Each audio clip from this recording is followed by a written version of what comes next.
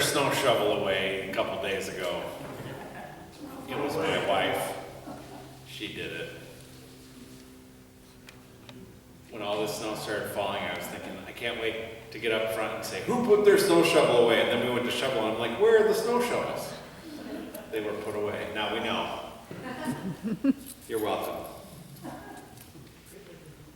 Well, we have a bread bake coming up the first Wednesday in April, and we'll have pizza for lunch on that day.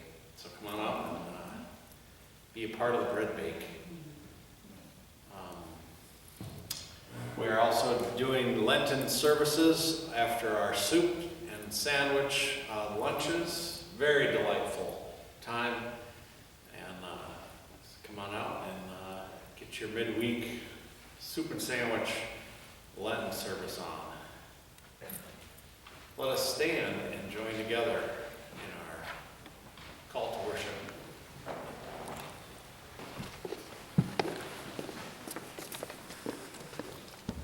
I'll tell you, last night as I was working on this sermon, because I didn't get to preach at the Saturday service we didn't have, because lots of reasons. I had no idea what this parable meant. I was scratching my head. I thought, this is going to be an utter failure. I'm going to have to stand up here and go, I have absolutely no idea what this means. Sorry. But in the middle of the night, working this through my brain, I had an idea, and I followed that idea, and I think I might have something to say about this. We'll see. Maybe you'll still scratch your head. Today's reading is from the 25th chapter of Matthew, beginning at the first verse. Then the kingdom of heaven will be like this. 10 young women took their lamps and went to meet the bridegroom. 5 of them were foolish, and 5 were wise. When the foolish took their lamps, they took no oil with them. But the wise took flasks of oil with their lamps. As the bridegroom was delayed, all of them became drowsy and slept. But at midnight there was a shout, "Look, here is the bridegroom. Come out to meet him." Then all those young women got up and trimmed their lamps. The foolish said to the wise, "Give us some of your oil, for our lamps are going out." But the wise replied, "No, there will not be enough for you and for us. You had better go to the dealers and buy some for yourselves." And while they went to buy it, the bridegroom came, and those who were ready went with him into the wedding banquet, and the door was shut. Later, the other young women came along also, saying, "Lord, Lord, open to us." But he replied, "Truly I tell you, I do not know you. Keep awake, therefore, for you know neither the day nor the hour." Here ends the reading. All right. This seems so unfair, does it not? I mean, I've heard this parable before, and I've never had a very satisfying answer. What does it mean? It means, well, you should have been ready. You should have had more oil in your lamp. You should have been ready. You never know. And many of the churches who use as a threat, Jesus is coming, and you better be ready. Right? There are many churches who do that. They try to use that like a carrot and a stick. You got to be ready. You don't know when Jesus is coming. I had a t-shirt when I was a kid. It said, "Jesus is coming, look busy." And I thought it was really funny. My mom thought it was a little too snarky to wear to church, but she let me wear it the rest of the week.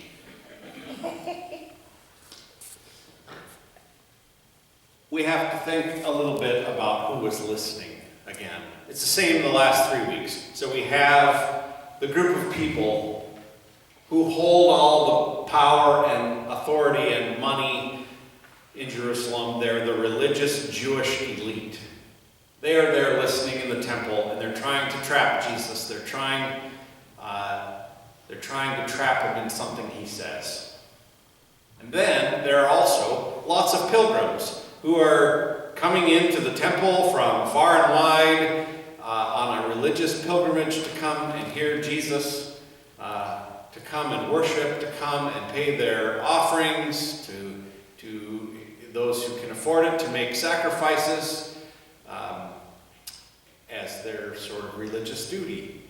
And Jesus is here. And he tells a story about 10, now in the NRSV it calls them bridesmaids, which is an assumption made by whoever was translating into English that because there were 10 of them and they're waiting for the bridegroom and then they would accompany the bridegroom and the bride to the reception, they must be bridesmaids. And when we think of 10 bridesmaids, we've all been to those weddings, right? I've even performed some of those weddings. Very extravagant, over the top. 10 bridesmaids. Wow. All right. Well, the word in Greek that gets translated into bridesmaids is not, it's a troubling word for sure. It means little child. And the punctuation, the pointing on this Jewish word says that it's feminine. In Greek, nouns are either masculine or feminine. And a feminine little child is a girl. All right, so think of a little girl. Now, who enjoys a good wedding more than a little girl? Nobody, right? Nobody does.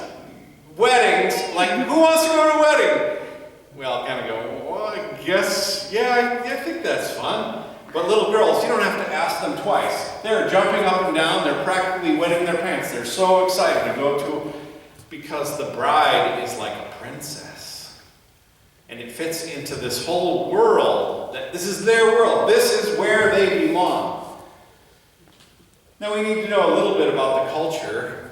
What would happen in Jewish culture is the bride would be waiting symbolically for the groom to come. I think a guy must have made this up. This must have been the men of the tongue going, okay, we'll make them wait and really appreciate when we arrive, right? But the guy is not showing up. Maybe he's got cold feet. I don't know. Who knows why, but it's delayed.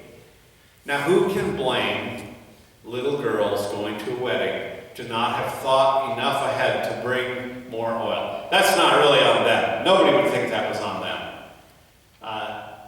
It's a strange detail to begin with. What the job of these 10 girls who are going to accompany the bride and the groom into the banquet, you know what their job is? To look cute and to be excited and to be happy and to bring joy to the celebration, to be fully present. But instead, what happens is they're worried about whether they have enough oil or not. Now, Jesus is not talking about little girls here. He's squarely talking about the Pharisees, who are so worried about all the rules being followed that they overshadow the experience of going to the wedding. The Pharisees are so worried that everybody's going to have the right clothing and all of the right things, and they have done them in the right order. That's their issue, clearly. Whether there's enough oil in the lamp or not, that's something they're worried about. Nobody else is worried about this. And what happens is, all right, so the bridegroom finally shows up at midnight, and the shout goes out, and the girls wake up, and 5 of them have oil, and 5 do not.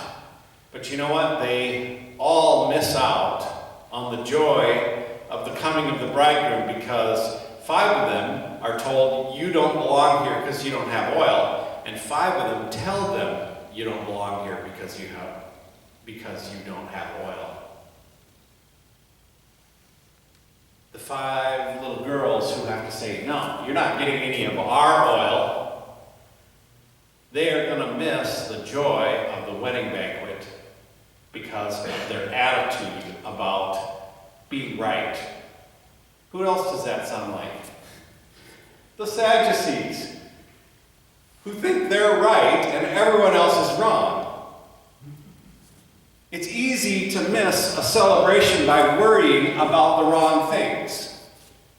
And so 5 of them are worried that they're not enough. The other 5 are saying, you're not enough. And they all end up missing the joy of the celebration. I think this is about Jesus telling us not to be vigilant and ready, but to be present. When the bridegroom comes, enter into the celebration. Don't even care if you have oil or if anybody else has oil or if you're wearing the right clothing or not. Enter into the celebration.